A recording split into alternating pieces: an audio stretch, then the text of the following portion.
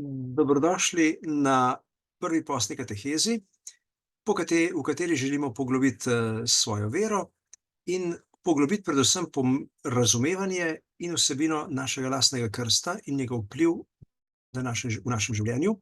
Nekaj podobnega delajo neokatehumeni že več desetletij, mi bomo pa skušali z nekaj podobnimi pristopi pogledati antični katehumenat, kaj so v antiki razmišljali in kako razmišljamo danes. Sledili bomo 5 evangelijem iz leta A in prvi evangelij govori o Jezusovi spremenitvi na gori. Tukaj zadaj za menoj je upodobitev Jezusove spremenitve na gori v cerkvi svetega Apolinarija v kraju Klase pri Raveni, kjer je Kristus prikazan kot križ. Ta križ ponazarja Kristusa, njegovo spremenjenje na zvezdnatem nebu, crux gemata, z dragulji, samo majhen obraz, ki ga vidite na sredi, se vidi, da gre za Jezusov obraz. Desno in levo od njega lahko preberete, piše gor Mojzes, kjer je zgoraj, piše Mojzes, tamle piše pa Elijas, ki sta bila ob njem. Spodaj so pa 3 ovce, 2 na tej strani, pa 1 na tej. Te pa ponazarjajo 3 apostole, tiste 3 izbrance. Ponovimo malo tole zgodbo. Jezus je z apostoli najprej izbere samo 3. Petra,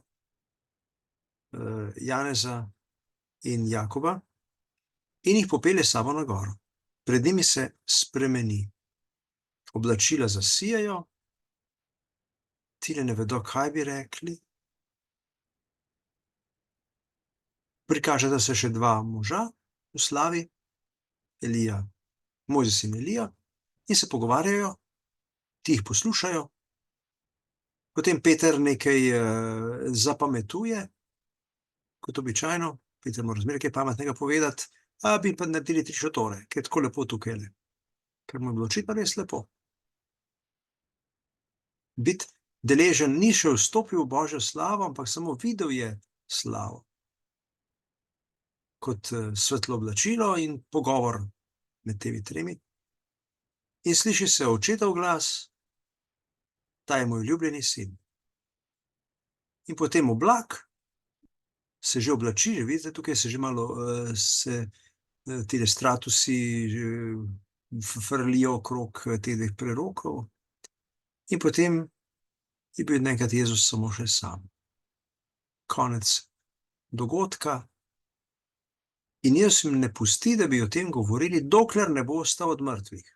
Kaj pa je to? Bomo že videli mogoče. Učenci šele potem najbrž to razložijo, kaj se je zgodilo. Če zdaj pogledamo, kaj ima to zveze z našim krstom. Kot prvo, Jezus je izbral 3 učence. Tudi mi smo izbrani. Zakaj je izbral prav te 3? So si kaj zaslužili? Je bilo to za nagrado? Ne. Tudi mi smo bili izbrani, krščeni brez svojih zaslug. Nismo bili tako fejst, preprosto izbral nas je. Ni naša, ne moremo se s tem pohvaliti. Potem pa, ko jih je izbral, jih je vzel s seboj na goro. Alpinizem je dokaj moderna zadeva in v hribe se ni hodilo tako, kot se danes hodi. Še danes smo nekateri malce bolj arhaični, kar zadeva alpinizem. Hribi so lepi od spodaj gledati, gor pa. Ampak, ko jih Jezus pelje na goro, je to napor. In naše življenje je pravzaprav v tej izvoljenosti je tudi napor. Niso to počitnice, ni to počitek in samo lepo se imejmo ali pa tudi ni nobenega na videz koristnega dela. Ničemu to služi. In tudi naše življenje je kot vzpon na goro, ne vemo, v čemu to, zakaj je to dobro, ampak in naporno je, ko grizemo kolena. Ampak na gori pa je prišlo do srečanja z očetom, ki je razodel sina. Ta je moj ljubljeni sin. Tu imamo zgoraj tole roko, ki je simbol očeta, ki kaže na sina. Oče razodene sina. Šele tisti, ki je izvoljen in ki je v svojem življenju se namučil, lahko pride do uvida, kaj se pravzaprav, kdo je ta, ki me je pripeljal na goro, kdo je ta, ki me vodi po življenju. In sin nas pritegne k sebi, nas vzame v svoj krog, v svojo bližino, takrat, ko nam da očeta. V bistvu, ko je oče pokazal na sina, je sin obenem tudi nam dal svojega očeta, to pa se zgodi pri Oče našu. Pomemben del priprave na krst v antiki je bilo učenje Oče naša. Mi ga znamo zdrdati na pamet. Znamo se prepirati o posameznih besedah Oče našu, kako bi bilo boljše povedano. Oče naša v antiki praktično niso smeli moliti do krsta. Naučiti so se ga morali, ja, ampak moli se pa Oče naš lahko šele s krstom, ker smo mi s krstom vključeni v to očetovo gesto, ko reče oče, ta je moj ljubljeni sin. Saj krst je za nas tudi spremenjenje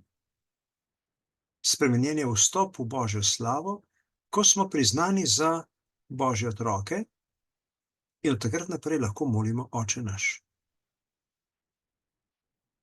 Morda se spomnite, da je Matjaž Puc opisal v svojem spreobrnjenju, ravno kako je čisto mantrično naučil Oče naš, menda celo latinskega ali grškega, in ga je kot mantro ponavljal, potem ga je pa naenkrat ta zadeva tako pretresla, da je uzveroval, da se je spreobrnil.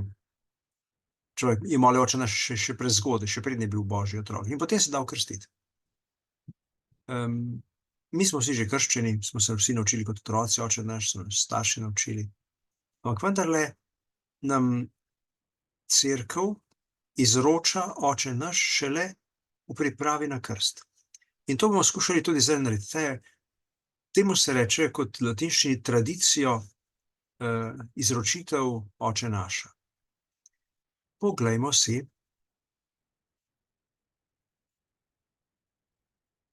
kaj pravzaprav je. No, kaj je tole? V čatu je še nekaj. Ne, kako? Ne, samo. Aha. Takole. Torej, Oče naš, oče je tisti, ki... kdo je zdaj oče? Poglejmo si 8 besed, ki so v Oče našu zelo pomembne. Prva beseda je oče, ki je naš, ki je nebeški. Oče je tisti, ki daje življenje, je vir, počelo vsega. Tudi v Trojici je oče počelo, čeprav ni prej kot sin. Ampak sin je tisti, ki se rojeva iz očeta. Torej, oče je vir vsega tega, kar smo, kar imamo. Druga pomembna beseda je ime. Kako dolgo so Izraelci različno poimenovali z tega svojega Boga, kje se je šele razodel z imenom pod goro. Se Mojzesu razodene kot Jahve, kot tisti, ki je za njih, ki je njihov. In od takrat naprej ga Izraelci, Judje kličejo kar kot ime Hašem, ker se bojijo njegovo ime izgovarjati, ker tako ga spoštujejo. Ker ime pomeni vse tisto, kar je. In mi pa imamo to ime kot oče. To je torej to ime, ki ga želimo posvečevati, ga spoštovati, seveda ga spoštuje očeta in mater, tako tudi Boga. To ime naj se ne bo posvečeno. Tretja ključna beseda je kraljestvo. Evangelij se suče okrog oznanila Božjega kraljestva. Jezus pride, da ga oznani, da se zanj odločimo, da se usmerimo proti temu kraljestvu in da ga prepoznamo kot svojo dediščino, ker smo tudi mi sinovi istega očeta in je to kraljestvo tudi za nas. To je dejansko naš cilj, naš smisel, da pride kraljestvo, pa da pridemo mi v to kraljestvo. Volja. Bog je vsemogočen, karkoli hoče, stori na nebu in na zemlji, ampak mi pa vendarle prosimo za izpolnitev, za izvršitev te njegove volje, da bi se izpolnila njegova volja, da bi se uresničila njegova volja. Pomeni pravzaprav, da prosimo za soglasje z njegovo voljo, da bi se naša volja priličila njegovi. Ker njegova volja je najboljša, je glavna, je edina, ki bo dejansko res obveljala. In zdaj, če bomo mi šli z glavo skozi zid, se bomo prej mi glavo razbili. Zato je prav, da to voljo mi prepoznavamo in da se tej volji priličimo svojo. To je za prvi polovici. V drugi polovici nastopi beseda kruh. Kruh, ki je pravzaprav strašno odkritje. To ni tako enostavna zadeva, kruh. Ker gre za moko, pa za vodo in kvasovke, in gre za ogenj, in treba je vse v pravem času narediti. Pravi čas zmesiti, pravo količino enega, drugega in potem še prava temperatura in pravi čas peke, da lahko preživimo. Kruh je nekako v našem okolju jedi za temeljno osnovno živilo. In ta kruh, bi lahko rekli, je naše odkritje. Je sad našega dela. Prosimo zanj. Prosimo Boga za ta kruh, ker vemo, da nam ga on daje. Tudi če ga mi gnetemo, tudi če mi zakurimo peč in damo noter in ven potegnemo, je vendarle kruh Božji in ga lahko samo dobimo v dar. Saj vse dobrine, ki jih imamo, ki nam omogočajo preživetje, niso prvenstveno sad našega dela in naših naporov, ampak je to Božji dar.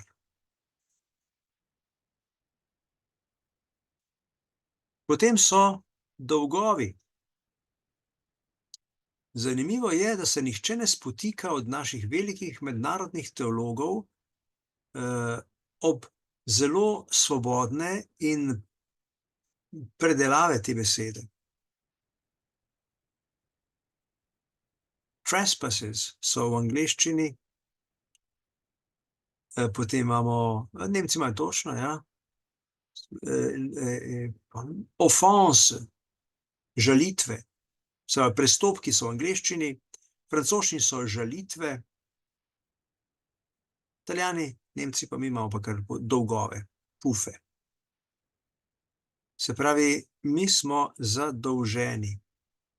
Dolg, ki ga je treba vračati.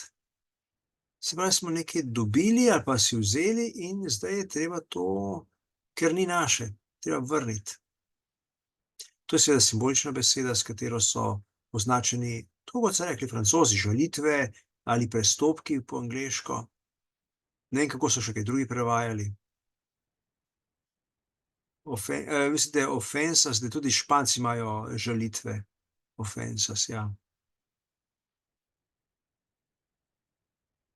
Odnos med nami in Bogom ni enakovreden.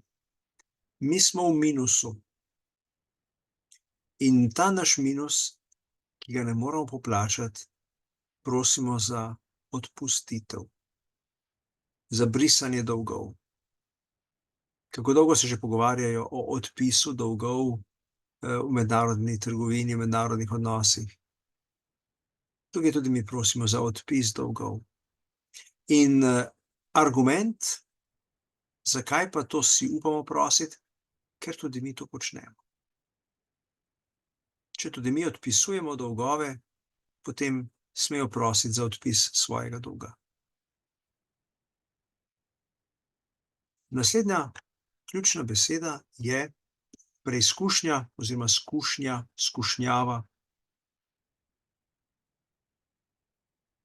Življenje, smo rekli, je kot vzpon na goro, ni lahko, ni enostavno in človek na tej poti, na tem vzpenjanja, doživi marsikakšno preizkušnjo.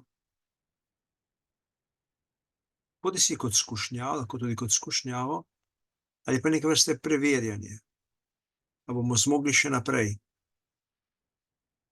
Preizkušnje so neprijetne večinoma, ampak so pa kar potrebne.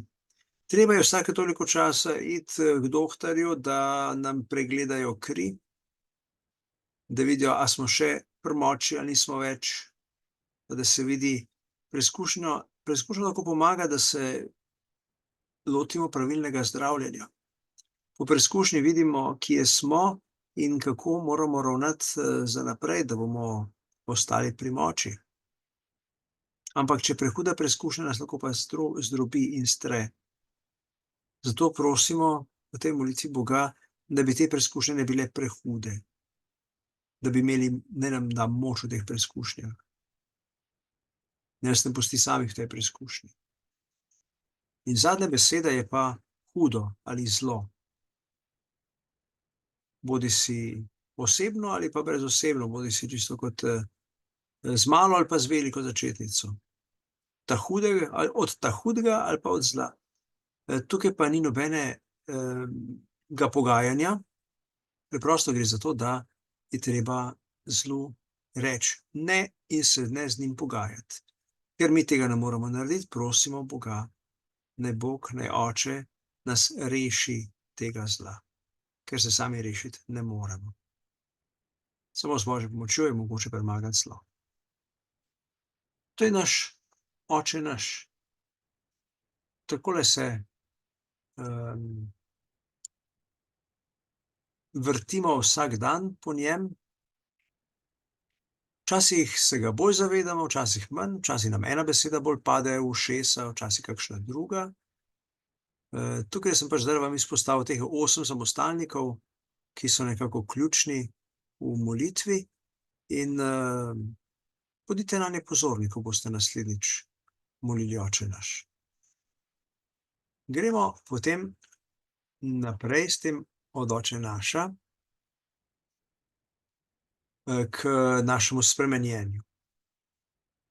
Torej, Oče je razodel Sina, Sin nam je razodel Očeta, nam je dal Očeta, nam je dal Oče naš in ta Sin se je tukajle na gori spremenil pred našimi očmi.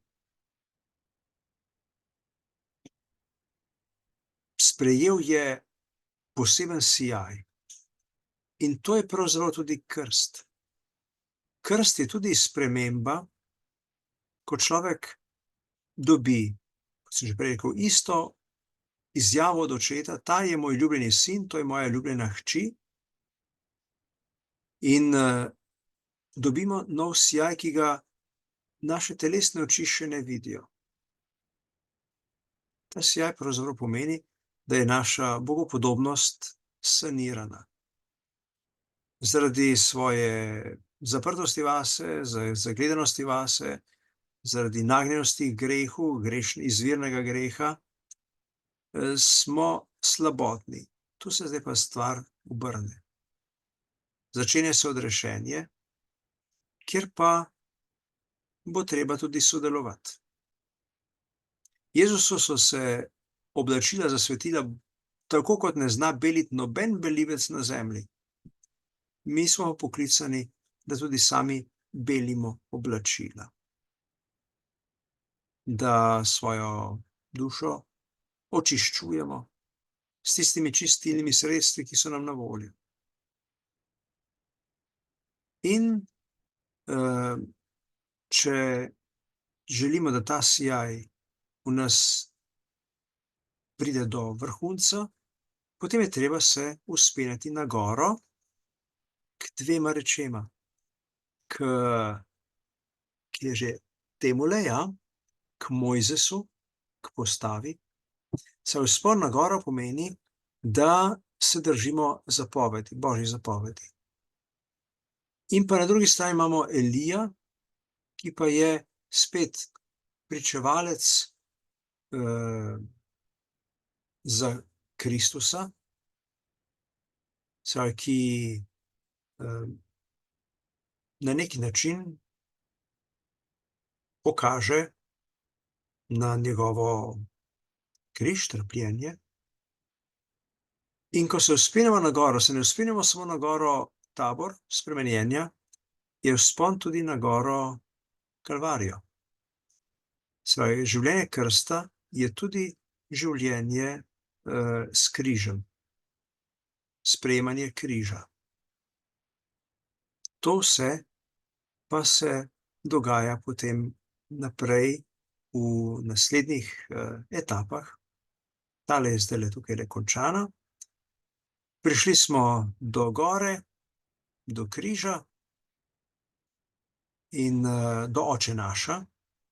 Podarjen nam je bil Oče naš, ki ga lahko zdaj kot Božji otroci krščeni molimo, in potem tudi svoje življenje oblikujemo tako, da bo lahko res odražalo naše Božje sinovstvo.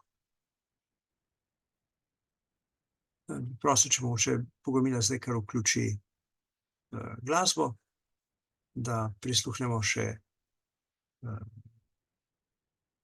vstopnemu spevu, ravno za ta praznik spremenjenja, in potem še poromamo k našima dvema cerkvama za nocojšnje romanje, stacionsko romanje po Rimu in po Ljubljani.